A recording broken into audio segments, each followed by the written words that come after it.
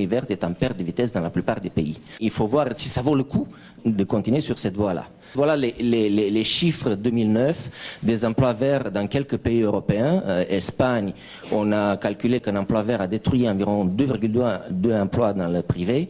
Italie, c'est une catastrophe. D'ailleurs, l'Italie commence à baisser, lever le pied sur les emplois verts. Et même l'Allemagne, c'est un problème économique et une perte d'argent de plus en plus visible dans ces domaines-là. Alors, les chiffres sur les États-Unis, ce sont des chiffres 2009. Rappelez-vous, en 2009, Obama a misé énormément sur les emplois verts et la croissance verte. Il a distribué des dizaines de milliards de dollars. Et regardez les résultats aujourd'hui, si vous pouvez montrer le slide. Voilà, je ne sais pas si on voit bien. Alors, entre 2009 et 2012, aux États-Unis, on a accordé des subventions publiques et des prêts garantis par l'État de l'ordre de, en bas de la première colonne, de 26 milliards de dollars. On a créé environ 2298 emplois verts. Ça revient en moyenne à 11 millions de dollars par emploi vert entre 2009 et 2012. Maintenant, venons à la France. En juillet 2013, il y a eu un rapport de la Cour des comptes qui a été publié, qui donne quelques chiffres. Alors, on a distribué beaucoup d'argent pour les énergies renouvelables, 14 milliards d'euros entre 2005 et 2011. Ça, c'est la Cour des comptes qui le dit, ce n'est pas moi. Et d'après la Cour des comptes, le coût d'un emploi vert a été, durant cette période, d'environ 358 000 euros par emploi. C'est 7 fois plus qu'un emploi dans le privé. En moyenne, hein, je parle des moyennes, bien entendu.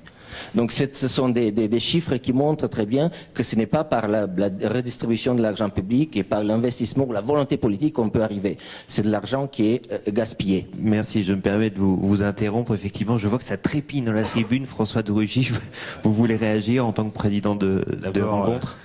J'aimerais bien savoir d'où vous sortez vos chiffres, parce que c'est facile de mettre sur un slide quelques chiffres. Bon, voilà, on compare l'Espagne, l'Italie, etc. Puis on assène des choses. C'est marrant, vous n'avez pas parlé de la Corée du Sud, par exemple.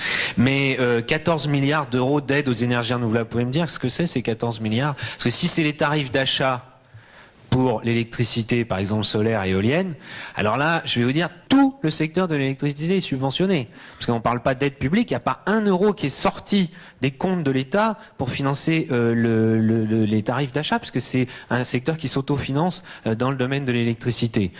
Sur les emplois, vous dites les emplois verts détruisent d'autres emplois.